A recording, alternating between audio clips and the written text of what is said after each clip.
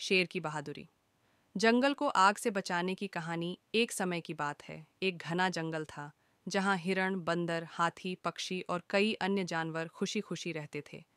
इन सभी का राजा था शेर, जो न केवल शक्तिशाली था बल्कि बुद्धिमान और न्यायप्रिय भी था। एक गर्म दोपहर, जंगल के एक कोने में बिजली गिरी और सूखी घास में आग लग गई। तेज हवा के कारण आग तेजी से फैलने लगी। लाल लपटें पेड़ों को निगलने लगीं। धुआं चारों ओर फैल गया और जानवर डर कर इधर उधर भागने लगे।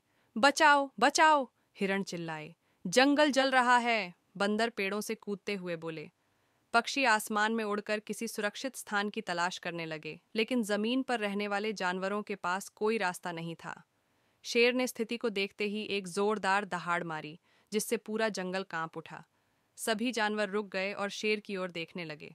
घबराने की जरूरत नहीं, शेर गरज कर बोला। हम मिलकर जंगल को बचाएंगे। शेर ने हाथियों से कहा कि वे अपनी सूंड में पानी भरकर आग पर डालें।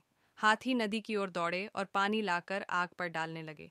लोमड़ी और बंदर आग की दिशा को समझने लगे और बाकी जानवरों को सुरक्षित स्थानों की ओर भेजने लगे। शेर ने खरगोशों और गिलहरियों को अपनी बिल्लों में छिपने के लिए कहा और तेज रफ्तार जानवरों को खुले मैदान की ओर जाने का आदेश दिया, जहां आग नहीं पहुंच सकती थी। बाज और अन्य तेज उड़ने वाले पक्षी उड़कर दूर नदी के किनारे गए और अन्य जानवरों को मदद के लिए की, और जल्द ही बादल गरजने लगे। कुछ ही क्षणों में बारिश होने लगी और आग धीरे धीरे बुझने लगी।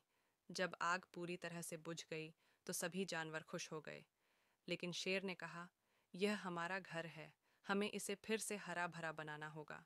सभी जानवर मिलकर जले हुए पेड़ों की जगह नए पौधे लगाने लगे। कुछ ही महीनों में जंगल फिर से हरा भरा हो गया और सभी ने शेर की बहादुरी को सलाम किया। सभी जान गए कि सच्ची शक्ति अकेले में नहीं, बल्कि एकता में होती है।